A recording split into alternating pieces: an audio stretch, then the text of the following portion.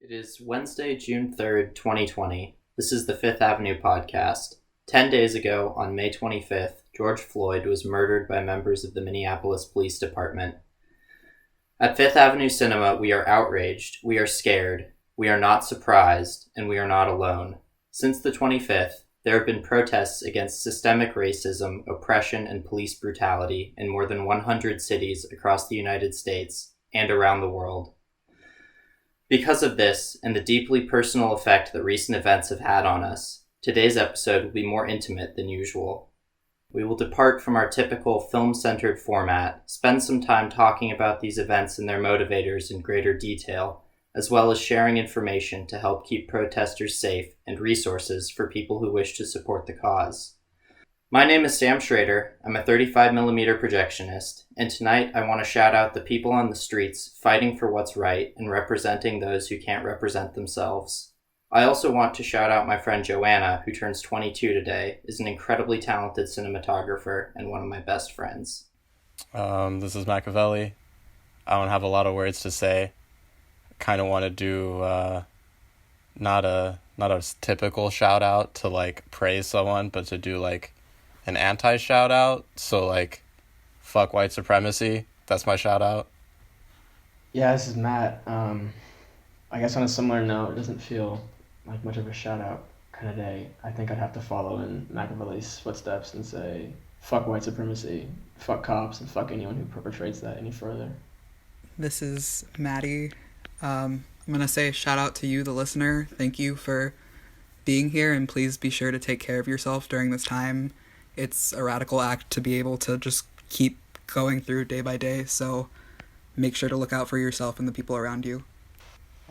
This is Owen, and I'd like to shout out everyone in the Fifth Ave crew, because the only really like positive moments of my day are like the joke, like the fun in the group chat. So that's my shout out to all of you.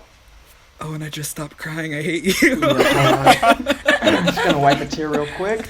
Ooh, Big just got a cheers. cinder in my eye. It's all good. It's just Right sweat. back at you, Owen. It's just sweat. We just sweaty in the studio. The studio being our bedrooms abroad. This is Nayeli. I don't have a lot to say.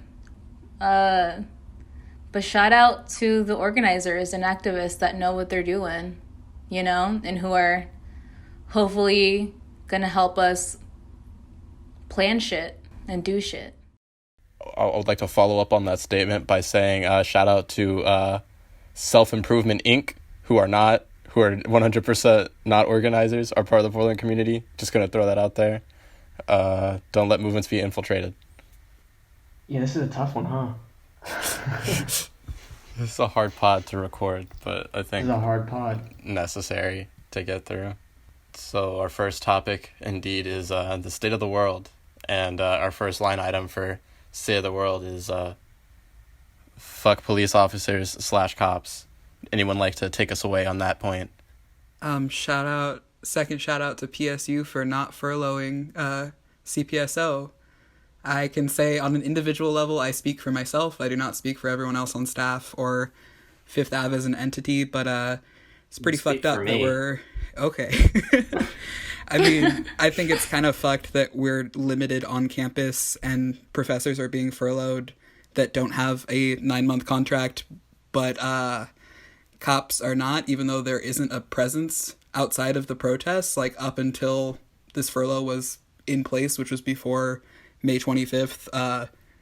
There aren't people on campus to police. Don't know why they need that budget, but, you know, money. We're losing money because there's a fucking pandemic still going on. Can we also then shout out Stephen Percy for saying that... Shout out the guy, Stephen Percy. From the man himself after CPSO murdered Jason Washington, so, you know. Shout out to the School of Business for that awesome, totally genuine email that they sent out. Shout out to people like Maddie, was it Lisa Weasel? I was going to say, I was like, shout out to the head department of Women, Gender, and Sexuality Studies. You're a real one for giving us kind of a format for how to reply to President Percy, because this letter that Lisa Weasel sent out basically said, like, saying, we see that this is happening is not enough by any means, and things need to actually actively show that they are trying to change to mean anything. Words are kind of empty at this point. Like, this isn't gonna stop anytime soon. And just being like, who sent out the email that was pulling some deep cut MLK Jr. quote and being like, see, we read, SBA. we know who Martin Luther King Jr. is, so like, obviously we don't hate black people. They went to the second page of Google search to find that one, and we all know that's a territory that not many of us will go to. Second page of Google search, like, it's like Mariana Trench level deep. Oh, it feels fucked to be laughing at, but like, god damn, did you just go, what shows that we care, but we don't have to read that far? Like, we don't want to learn today. We just want to get it out and be done with the statement part of this and move the fuck on so we can continue generating revenue and shoveling out grades during a pandemic. It's all theory, no praxis. Yeah, jeez. And then I guess I'd like to give my shout out to the fucking idiots from Tualatin, where I live, the white dumbasses who decided let's do a police-led protest where they drive us around the city with police escorts. Nice job. Wait, Owen. No, I have. So the my birthday twin actually organized the Tualatin thing. And then they use that as a photo op where the three black people that live in Tualatin were the front head of it. It was Markayla who organized that. Markayla, I went to school with her, yeah. Bro, we went to school together and I didn't know you. No way. Yeah. Wow, look at this. Bonding moment. I'm from Tualatin. Crazy. Oh my God. What a small fucking world. Sorry, definitely a weird thing. I didn't realize that many people still live there. Yeah, unfortunately.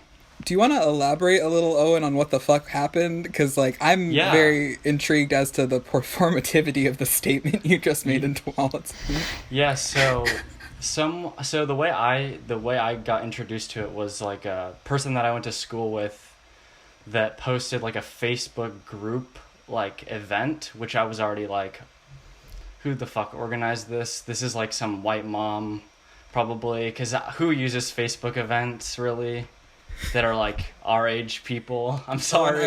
I want to say that I love you because you're the one that's going to be making Facebook events. I know. As I was saying that, I was thinking about it. In person. Oh, it's and the my worst. favorite white Facebook mom. has never updated. It's for the moms. It's for the Karens. It is for the white moms. I will also say it's the white men in their 70s that interact with it a lot. I don't know why. They just Not surprised at all. skipped over that curve. But anyway, so I saw it on someone's story saying all Tualatin people go. And so I messaged my friends like, who organized this? What is doing it? And what's going on here? And what's going to happen?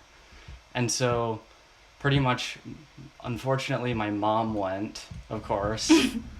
And then I asked her, how's it going? Because I want to check in because I know it's just corny. I know they do these things at school. Like they did when Trump got elected, they did one of them, I think. Oh, yeah. Do you remember that? Yeah. Mm-hmm. Yeah. No. Yeah, they did for, No. it was like, if you skip class, you're tardy or whatever.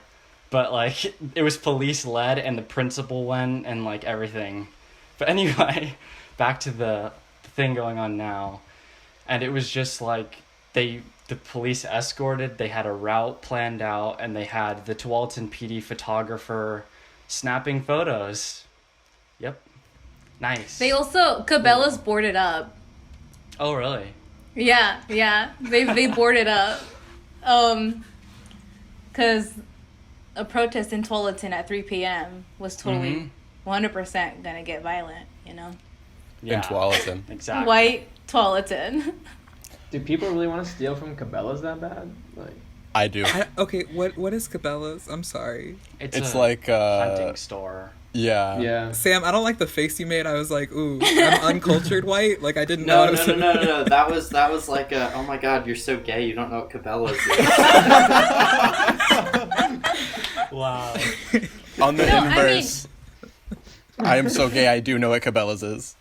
In terms of like the organizer, I do know that she had good intentions, but I also know that the police like reached out to her to make sure that it was going to be peaceful, and so she probably just had to cooperate. Yeah, I'm sure. And knowing all the people that were there, it was all the moms and their daughters, so nice. Cool. No men allowed. Yeah.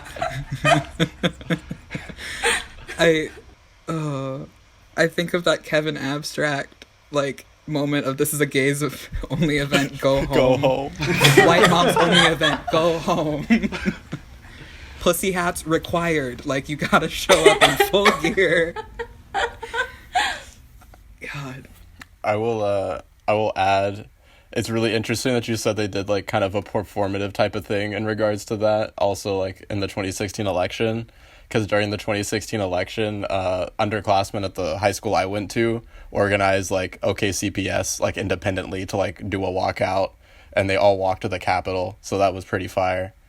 So that was like the inverse of how you do it. It goes against, if listeners at home that don't know this, it goes against logic in regards to being anti-cop / in regards to dismantling / doing massive reforms to the point where the police aren't the police anymore in the capacity that they are. You don't talk to them about it whenever you're trying to combat them. There are venues, I would say, to talk to the police, but I would say community organizers, they don't do that. They don't do that.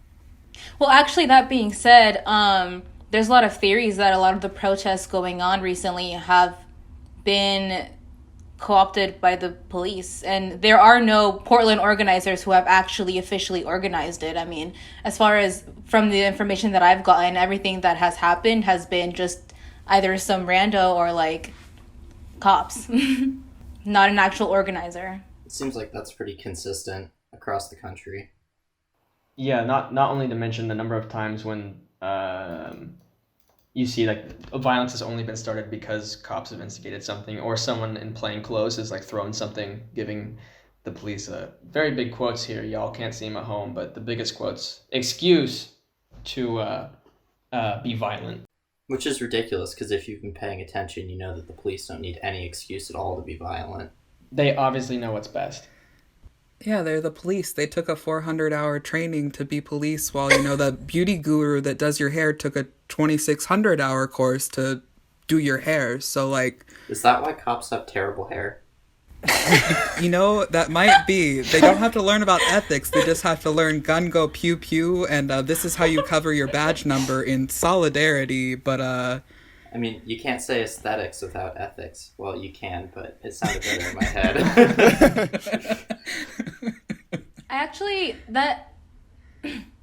actually do have a question, kind of concerning training, because, I mean, obviously, diversity training doesn't do shit, and I mean, as somebody who has, gone through some simple diversity trainings because we're I'm sorry to be laughing, Nayeli. I've done it like 3 separate times at the 3 jobs I've had at PSU, and I'm like, it's so bad. No, is there any kind of diversity training that could, like, what? I don't know. How can it actually be effective? Because I don't think anything that is out there actually is.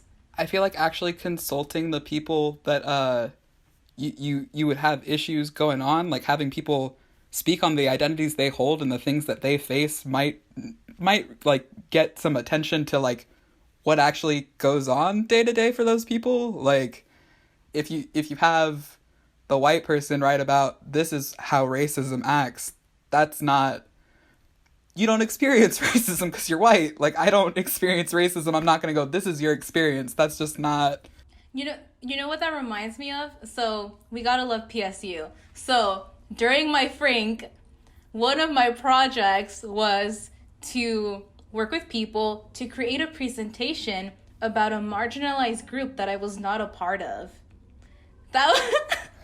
Wait, what Frink And were then- you in? What Frink were you in? Work of art. Oh my god. Okay. And which had nothing to do with art. No. And then we also had to write a 10-page essay on like a similar kind of idea that I didn't do because I was like, this is bullshit. Also, I'm a part of like almost all of the major like marginalized groups, so what am I necessarily going to talk about that isn't super like nuanced? As a freshman, I don't know. I'm not going to do this. And the best part about it is seeing other people's presentations and being like, oh no. And then, best part, not the best part, I ended up triggering my teacher during my presentation because guess what? I had no authority to talk about what I was talking about. Like, what the hell? Yeah. Oh god. Okay, that. This reminds me of the Atlanta episode, the band episode, where the scholar is talking to Paperboy, and Paperboy looks directly in her face and says, "Please tell me about myself. Please. You know so much more about me than I do about myself." Oh god. Yeah, I don't know how you can think that. I can understand the intention behind learning about experiences that you can experience to educate yourself, but not to be like, I am not an expert on this. None of that shit. Like, that's just not at all how it goes. Like, it's your, like, job as an individual to educate yourself on the things that, like, the people around you are experiencing to know how to adequately be supporting of the people that are experiencing these, like, oppressions and are more likely to be facing the violence that's going on right now. You can't go, well, I learned about this freshman year in college and I wrote a 3-page paper, so I would say I'm an expert. Like, I had at least like 3 academic resources, like 2nd page of Google search, like I got it down. Like, That's how we know you care, Maddie. I know, I went all the way to page 2 for you. Like, Do you think you'll ever go to page 3 for me, Maddie? that's pushing it, Matt. I'm sorry. Like, I'd like to officially let everyone know I'm resigning my post as editor from the pod. My feelings are too hurt.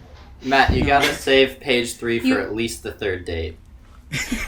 You already have a replacement. It doesn't even matter that Matt's stepping down. Oh, Wait, that I'm what? Nayeli said that there was that we've already have your replacement, and I said, okay, then that means that there's no point. Like, it doesn't matter that Matt's stepping down. You already are. Just happened a little bit Oh, early. that's right. I mean, that's crazy. Mac, why are you here? Isn't Maddie the only one who's making any real decisions anymore? What Matthew Carr has just said is vehemently anti-black. I would like to remove him from the podcast. all right. So final farewell turned into final roast. Jesus Christ! Oh my god. The best point part is, to all fuck the cops. listeners is to know that, like, these fucks are gonna be around no matter what. Like, they're not going anywhere. You'll still hear from them. So, like, oh god, it's just not gonna be as We are loud. minor celebrities in the Portland State University community, and I will never revoke my pass as a minor celebrity. But with this segue in our discussion, would Matthew Carr like to talk a little bit about protecting yourself while protesting, since you've gone to a few and have been very, very insistent that you have the COVID-19. You got the Rona every single time you come home. What can I say? It's the anxiety talking. We love And hypervigilance. statistics. Hypervigilance. You ever pay attention so closely to how your body operates? You're like, I must be sick in so many ways. Yes, Yeah. every day. Last night, I convinced myself that I had liver cirrhosis. Liver cirrhosis! Samuel Schrader got that liver disease! Look at him! Our healthy bouncing boy got liver disease. I'm Googling, are calluses usually yellow? No, dude, I have a canker sore, probably from, I don't know, like stress, and I was like, it's cancer. This is the only logical explanation.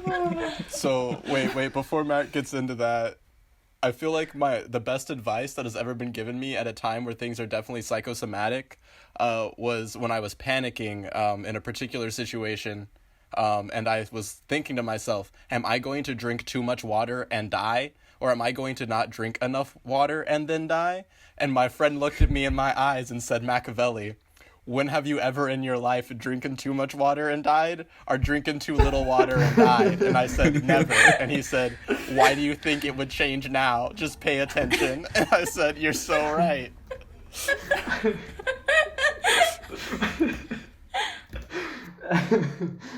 Okay. So I like compiled, I guess, kind of a list of stuff that I've been like making sure to do the few times that I've gone out and have just like read about or and things like that. So I guess importantly right now, the most important thing to bring is a face mask. COVID is still going on. There's still a virus. There's the still a amount of pandemic. people I've seen without face masks on, I'm like, bro, it's not over though. Like, it's still out there. It's evolving. Yeah. It's a fucking virus. Like, COVID's still very real, and considering the circumstances, it's very easy to forget. It's not easy for me to forget, but for other people, I assume that is very much the case. So aside from that, just bring like disposable water bottles, because you don't know if you'll ever get get back to your stuff if things turn into a riot or get violent.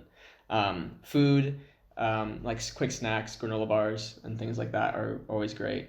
Goggles are pretty good, especially considering there's a lot of tear gas being used right now at seemingly very little discretion, and it's really rough on your eyes, and not only that, but your respiratory system as well, which makes the use of it all the more fucked up during a pandemic. And then from personal experience, from me and my roommates who went, pee before you go, because there's absolutely no opportunity to do that while you're out and about. So, Ooh. As somebody who has lined up at concerts too early in the day, drink a shit ton of water the day before, pee as much as you can, like an hour or two before you're gonna go, and then pee as much as you can right before you're gonna go.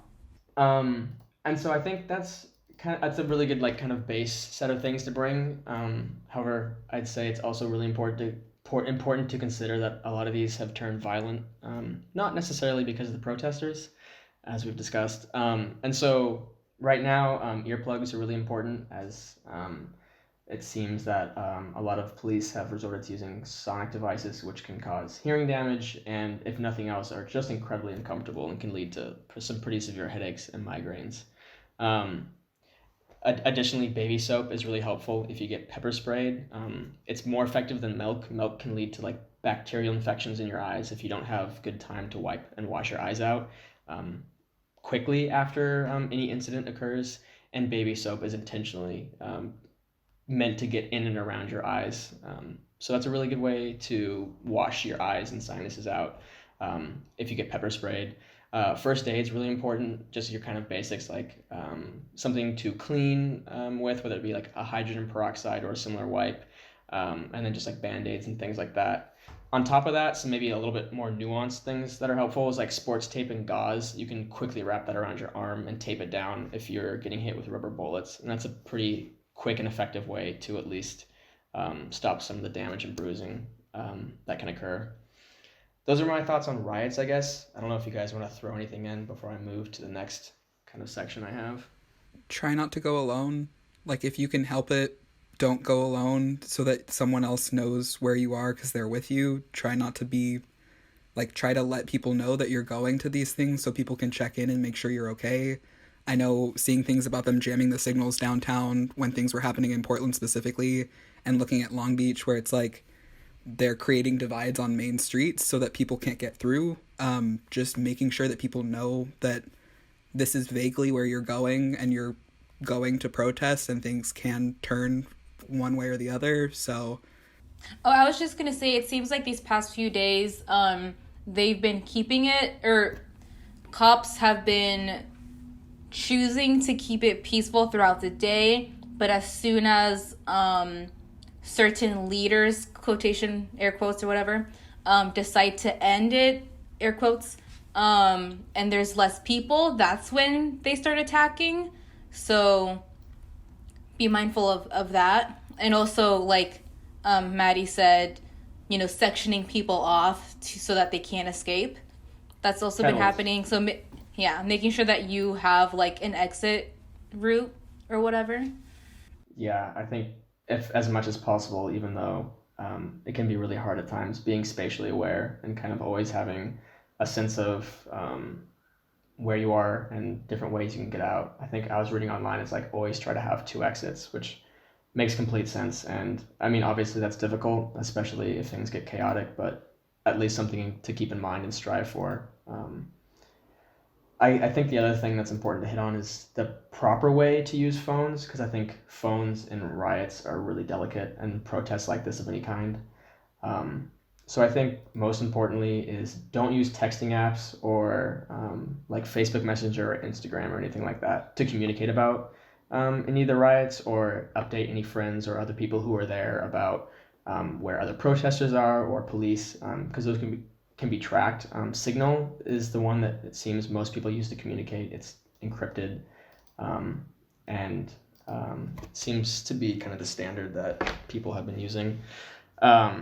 Additionally, if you're in a situation where you feel like you need to record what's happening because you feel threatened or something like that, if at all possible, video with an app that streams directly to the cloud. That way, if your phone's broken, the footage can be retrieved.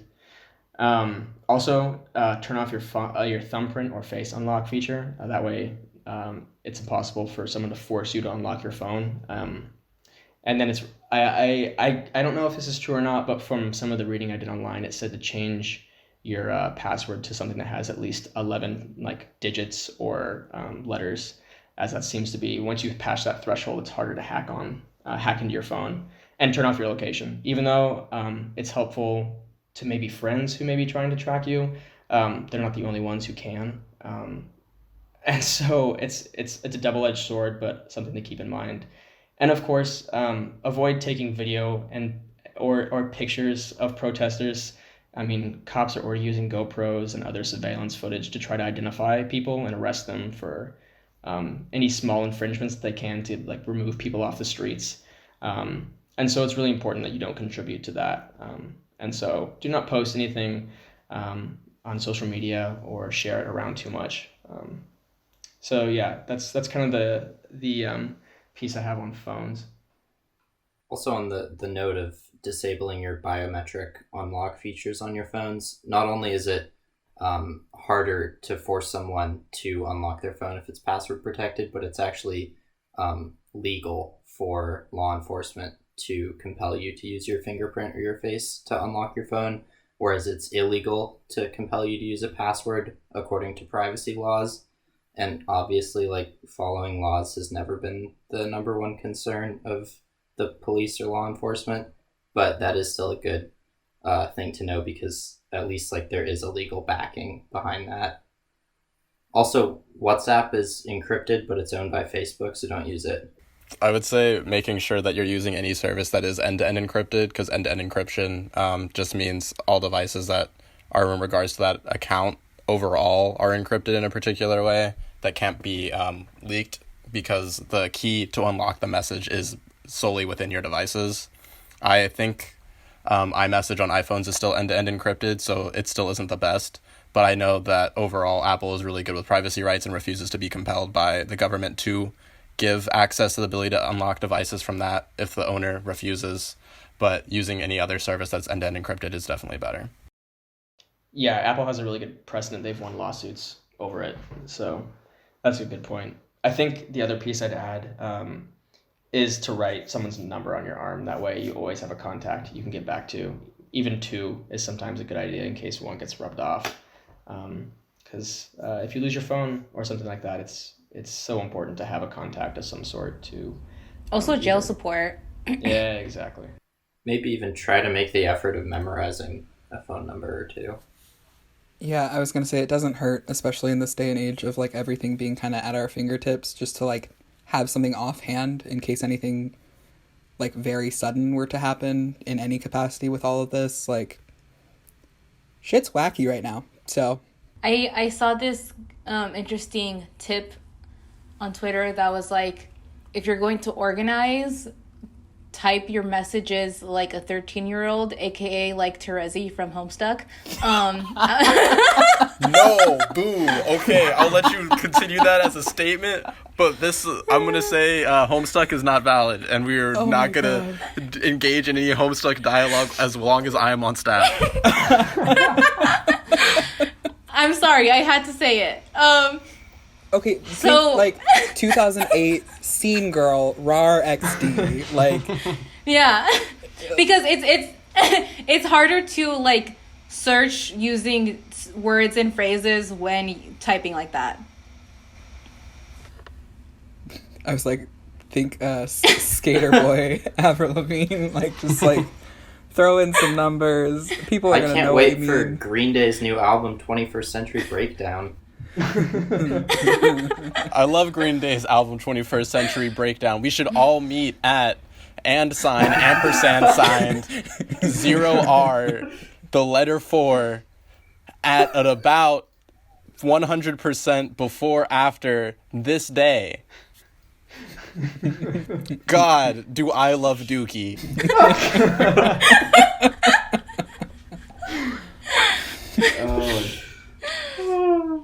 Do we want to, I didn't see us loop back to, like, resources to donate to and how to help, just because we kind of led into, like, how to protect yourself while protesting. I mean, it's all, like, on the Instagram, right, Owen? Mm-hmm. Every few hours. It's basically every, like, 15 minutes I'm checking on the feed and making sure that I'm keeping it updated. I haven't been doing as good of a job because I've been trying to write an essay, but I made an archive, like, highlight, I guess what you want to say, for resources at Fifth Avenue, or Fifth Ave Cinema on Instagram. If you go on the other platforms, it'll direct you there. I pinned it everywhere else. Basically, it has a lot of the important things everyone's posting in one place. So you don't need to worry about it going away after 24 hours. Yeah, I looked through it, and it's you did a nice job. It's really comprehensive. So if anyone has any questions regarding that sort of thing, definitely go check out that pin story. It has places to donate, reasons you should donate to those, businesses to support. And so, yeah, it's really comprehensive and a really good spot to start if you're looking for outreach in some way, as everyone who can really should be at this time. And that also leads into making sure that you're not consistently sharing traumatic content as much as possible. Something that is also included with those ideas of performativity. Continue to spread visuals of Black death or the death of people of color over and over is traumatic in general. I would say significantly higher for people who have those identities, but definitely still awful for everyone else to watch people die on a consistent basis. So try your best not to distribute snuff films for everyone to see. Yeah, enough of the trauma porn. I'm tired of it. And in addition with that, some ideas of like good allyship. Holding space for people is definitely good, and checking on people is definitely good.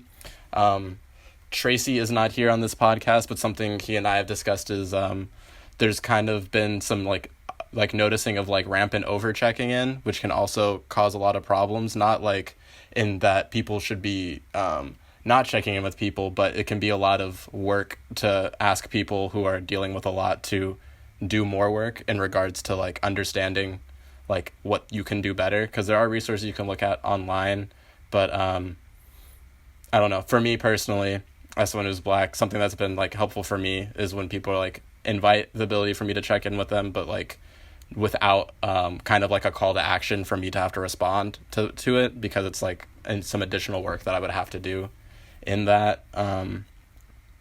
But overall, like, people are tired, and the best way to be a good ally is just like be a good friend to the people you're friends with. Like, that's all you really can do, and anything more that you can do financially or showing up is also good. Just show up for your friends overall throughout this process that we're all dealing with.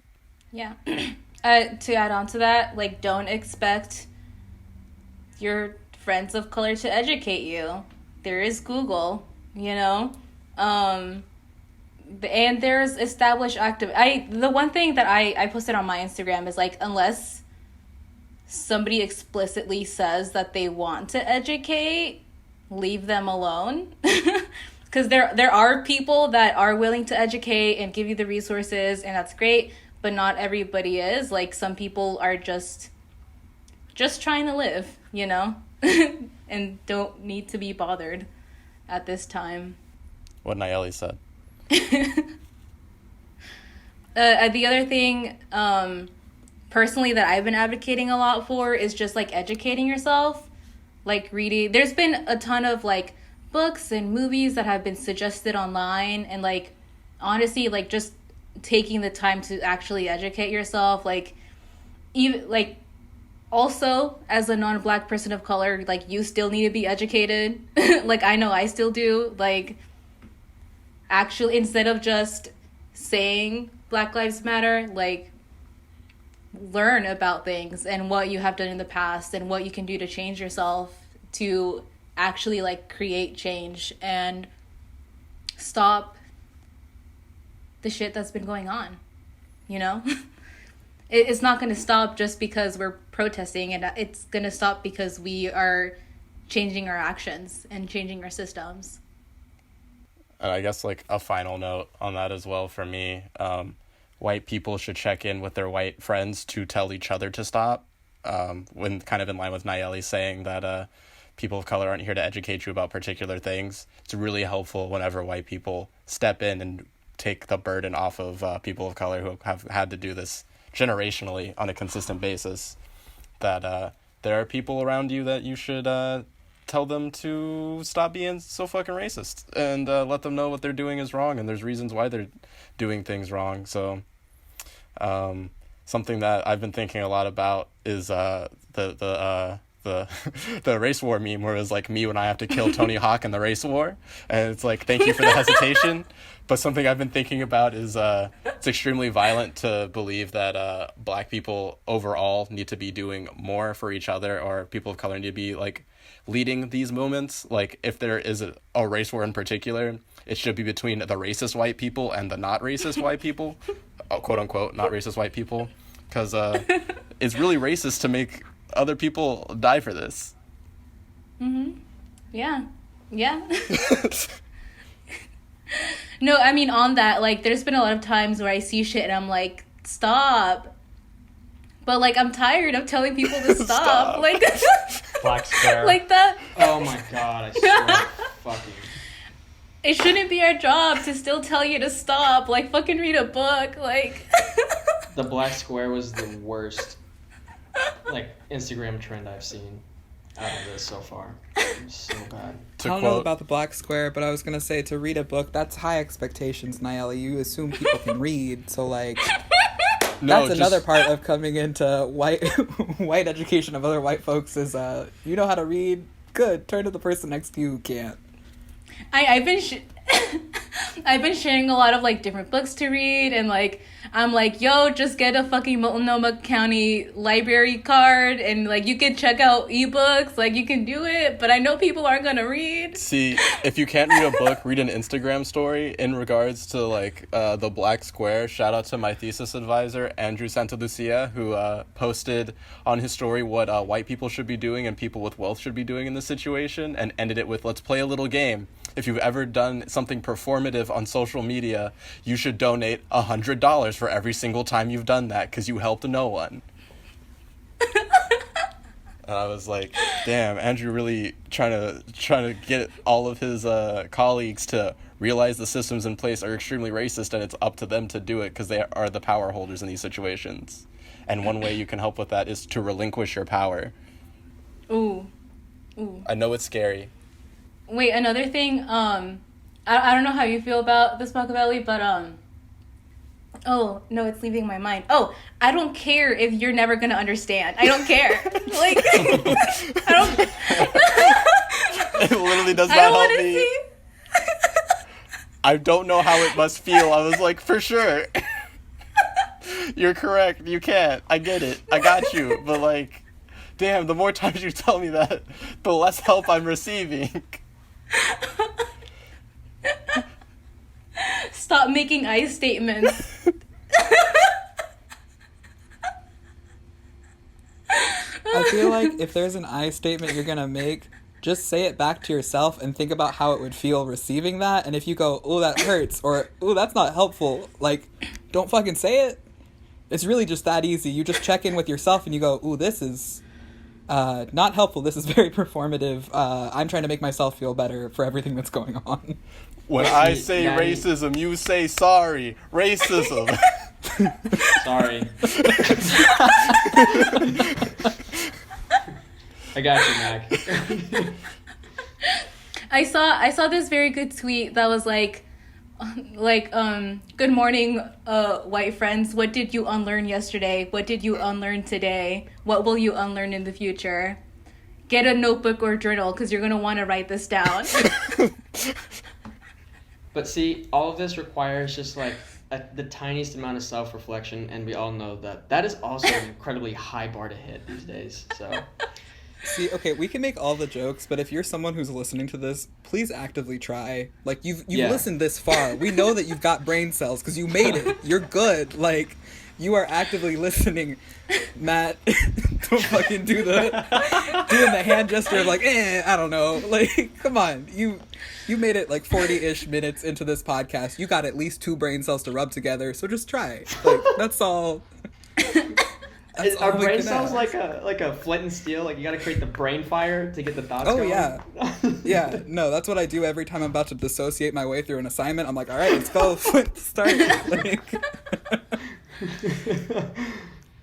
this is a quick shout out to Owen in particular with publicity, but we soon are going to have a resources page up on our website, and we are currently in the process of trying to gather as many things and information for places to donate individually to people who affected, and also organizationally on a broader spectrum. If you have the ability to donate, please try to. The checking in on your friends, we obviously talked about, how to protest safely, etc. We're going to try and all have that in one space. So if you listen to this and didn't remember or don't want to scroll back, scrub through the video to find it, there's a list and it's going to be up on our website. Not a selfless, goddamn, not self-promoting, but just letting you know these are resources for you and you should take advantage of them, because it's really free to just click on a website.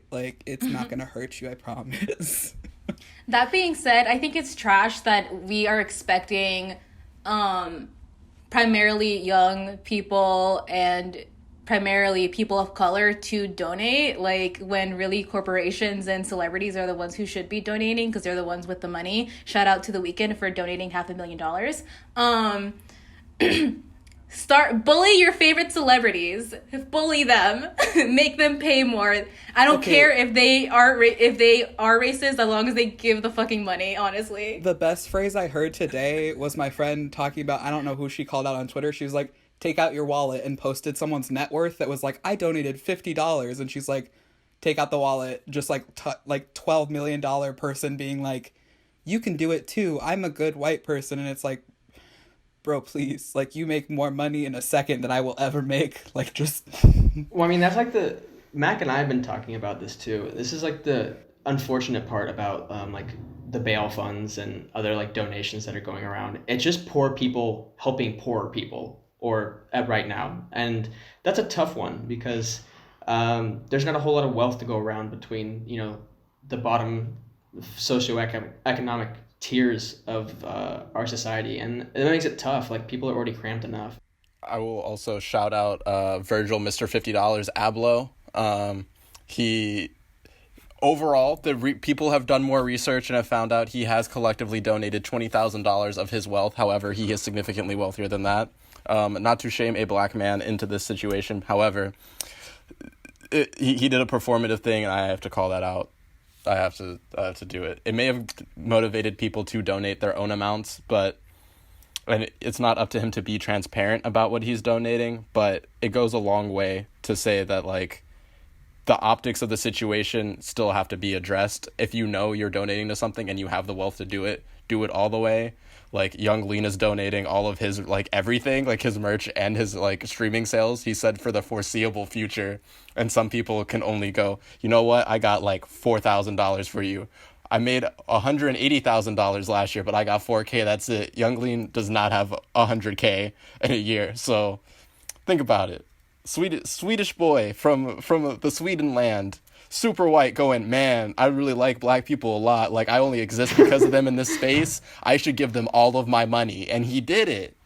He opened the wallet, so to speak.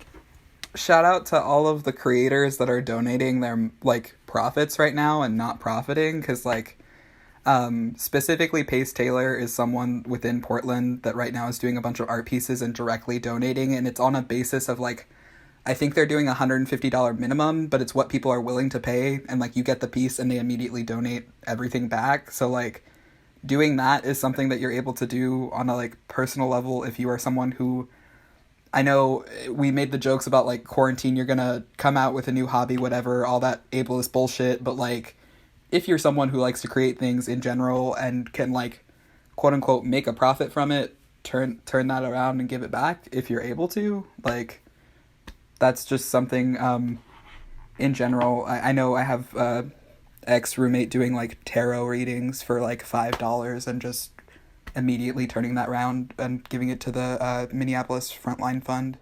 I don't know if the whites would like to talk amongst themselves about what they're doing. Wow. What are you doing? What are you doing?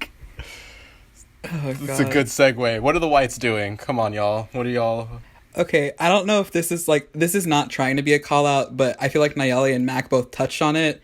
I've had this conversation both separately with Matt and Sam of, like, guilt doesn't do anything. Not that it's bad, it can be a good motivator, but at least personally, I think what I've done the most is telling people, like, it's okay to just take care of yourself first. Like, you being out there is doing a lot, and it just makes people feel like they need to apologize when you're like, I'm not doing enough, I could be doing more, and I'm guilty of it for having too much fucking guilt. Like, I'm well aware that I do that shit all the fucking time and need to work on it, and I'm actively trying to, but, like, personally, I would say, like, people need to keep themselves in check too. Like, as much as you need to take care of yourself, like, don't get a martyr complex about it.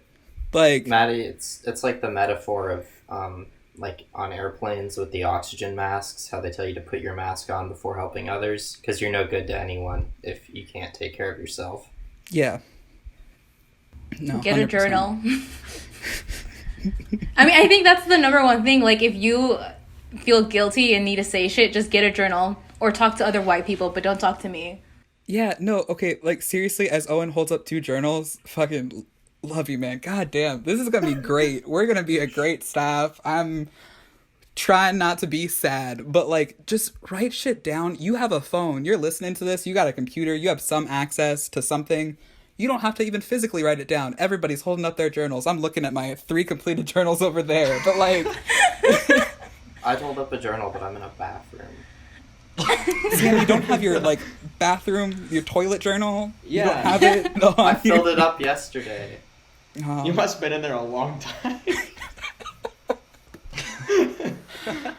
Oh, God. Yeah, I mean, there are some feelings, like, this is not to say everyone who has feelings. Everybody has feelings. Y'all got feelings. Everyone feels things, whether you like to admit it or not.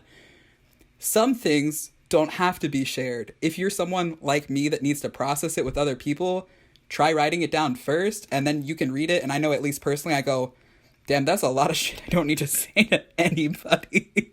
Like, and I still talk mile a minute. Anyone on this pod would fucking tell you. So... just process things. Sometimes it just takes, like, even talking to yourself. I know people look down upon it, whatever, but, like, I know personally my brother processes everything out loud to, like, get through, like, almost narrative. Emotional labor is something that needs to be addressed for everyone on a daily basis that doesn't get addressed in day-to-day life. It's especially taxing right now because there's, like, constant trauma going on at all times, and there's the sort of, like, more than 24-hour feedback of, like, the whole that is social media and the internet and the news, because things are happening every minute of every day. Don't let it take all the taxing away, like keep some of that to like process and take care of yourself and sleep. Like, I know I fucking get in the pile of everything that's going on, and then I'm like, it's 6 a.m. I did not sleep. Not very good to myself for the next day, but here we are recording a podcast. So, like, just fucking, you wouldn't show up to your job unprepared or just with zero energy and be like, it's fine. It's fine. Like, it's okay. So don't fucking walk into a conversation being like zero on energy and self-preservation and be like, but I'm here to help you because I'm a savior. Like, no, fuck that. Don't. Like, you can't take care of other people if you can't take care of yourself first. And I know that's really hard for some people to process, but yeah. I would say also in this time as well, like in regards to like emotional labor and like caretaking in general, we live in Portland, which means more often than not, you may be someone who is a person of color who may be dating a white person. And in line with the idea of guilt, it's okay for your partner to take care of you still if they happen to be a person of color and you happen to be white because you're dating. But be aware that your guilt is also not helping them help you help them. So try not to get caught in a negative feedback loop in regards to that, and just try to be kind to the people close to you and take care of the people close to you, regardless of what that looks like, because it'll look different for everyone, especially when we're dealing with love and emotions in the time of quar. I mean, it really is the darkest timeline. This is another specific thing, at least personally, to mom and dad, if you're listening to this, I'm sorry. White people call out your parents on the shit that you would usually just not say anything about.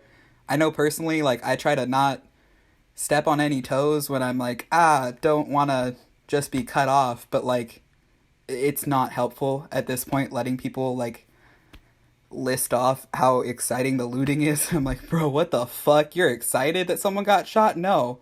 Like, that's not okay. And that can't, like, don't be passive in this for yourself. Like, it's not helping anyone. If anything, it's harming. To add on to that, if you're not black, that the same thing applies. Like, especially if you're Latino, like, I know the families. You better call that shit out. Like, it's not just white people. Latino communities and Asian communities also perpetrate anti-blackness, so check that. To what Machiavelli said about, I guess, the white people of Fifth Ave talking about this, I think the thing that as I've thought about a lot of this and done a lot of reading and self-reflection in the best ways that I can throughout this sort of circumstance, is I'd encourage all the white people I know, especially the cis white males who dominate our society, unfortunately. This is like a very good time to listen. We take up a lot of space in the world. We take up far too much space in the world, and more often than not, it's our opinions and views and preconceptions about the world that are the predominant way that a lot of society has changed and policies are made. Now is a really good time to let people who have not had that space, and in some cases who have never had that space, to speak up and let their voices be heard. And I think the most important thing is to be someone who follows directly behind that and listen to what they're saying and understand all the aspects of whatever that is, and then use your privilege and your power to project that even louder than they can. And I think that's a really important kind of method and attitude to take forward into this, is to understand that there's moments to be silent and there's moments to understand how you can project someone else's voice who hasn't been able to do so. Well said. Yeah. That's why I've been trying to not be on my account, apart from filling the void of a bunch of the people who are following me that are, well, I follow, or, yeah, that are white, that aren't posting certain resources. I fill in that, and then I go to the Fifth Ave account and post all the resources there. Just back away. This is kind of a separate thing that I've heard other people talking about, but while it's really important to be saying something, don't get a power trip over telling people they're bad people for not posting or speaking up. That's not helping. It is understandable when it's someone like fucking President Percy to be like, the fuck are you doing? Like, this is a nothing statement. This is worse. And telling your friend Allison, you're like, hey man, I see you haven't posted anything in support. Are you good? Do you hate, like, are you, like, that's different. Like, people in power need to be called out. Your friend who is having a hard time and you haven't reached out to except to say fuck you for not posting anything, that's weird and kind of, that's not it. It's not really helpful. I guess on another note is, like, keep in mind that, like, it's okay to be wrong. Just keep going forward, you know? A lot of people are wrong right now. I'm seeing it. I know a lot of y'all are wrong. I know I'm wrong sometimes too, but you have to, like, acknowledge that to move forward and to grow and to, like, create change. So I'd also say to add on, that's why you educate yourself. Educating yourself is important. I would add on to that, learn to not immediately get defensive. Like, that shit's hard. It's a automatic response for a lot of people, but, like, you can be wrong, just learn and move forward from that. Instead of being like, well, I was not educated at the time. It's like, cool, okay, what are you going to do about it? I would like to add also with, like, these movements being pretty decentralized and, like, as we talked earlier, kind of the ease that things can be co-opted. And now, since the, like, visibility of those things attempted to be co-opted, like, are outed, things are getting even worse.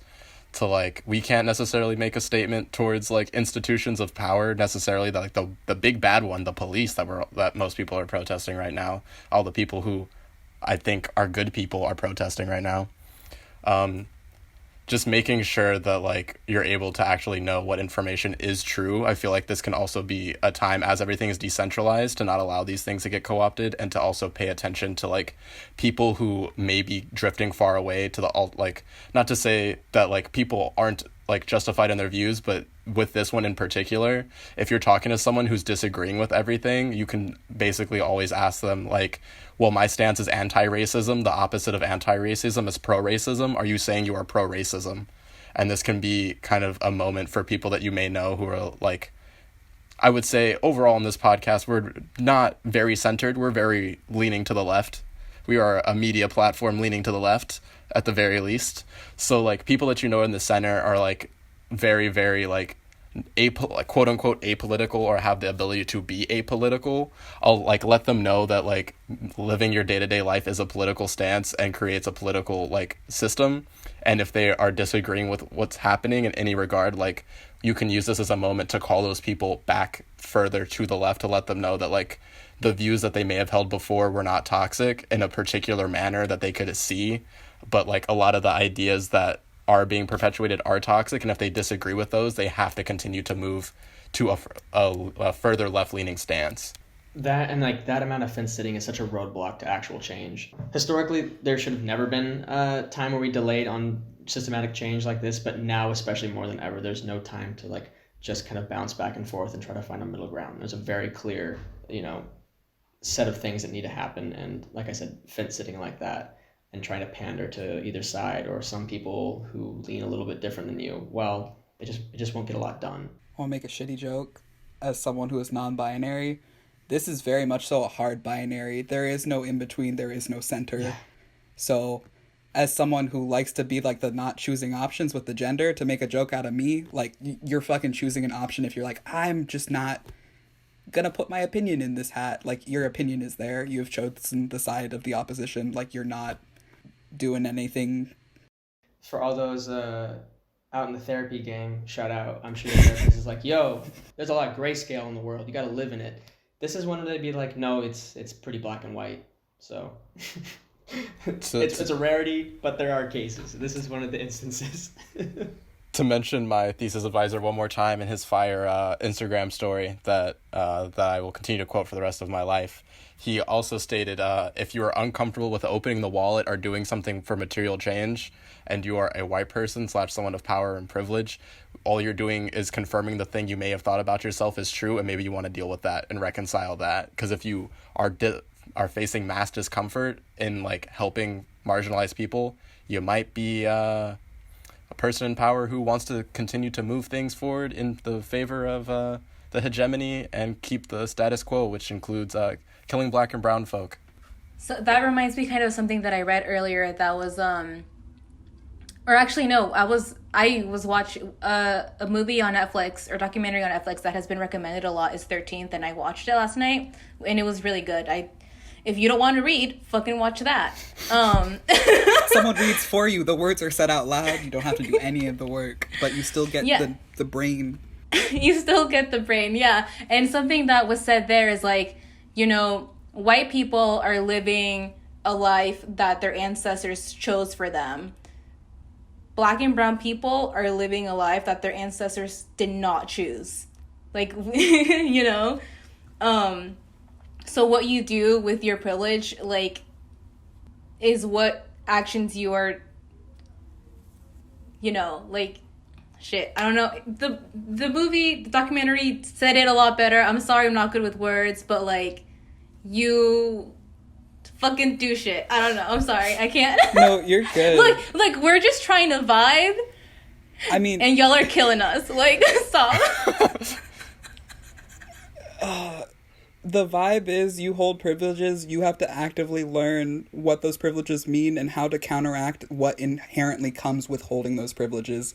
It doesn't just go away because you're not perpetuating it. Like, it exists because you exist. Like, I fucking hate, I have heard it repeatedly, mostly in, like, boomer generations of, like, well, it wasn't my direct fault that slavery happened. It's like, doesn't matter. You still are white. You still hold the privileges that come with everything that came through that historically, all the imperialism, everything. Like, that's just not, it doesn't go away because you're just like, well, not me personally. Like, you're still white. It's still within, like, as Machiavelli said, the race war amongst racist whites and not racist whites. You still have to unlearn racism every day. Like, it's not something that just goes away. You learned your lesson and you're like, cool, finish that, on to the next, like, Khan Academy section. Like, no, it's fucking, it's every day. Like, we live in a world built day, on bro. racism.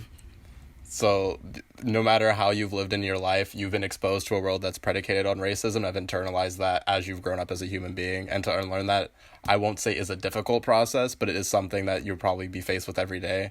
And I would say for a lot of, like, Black and brown people in general, even if you've lived a pretty privileged life in general, you still have always been exposed to the alternative of that.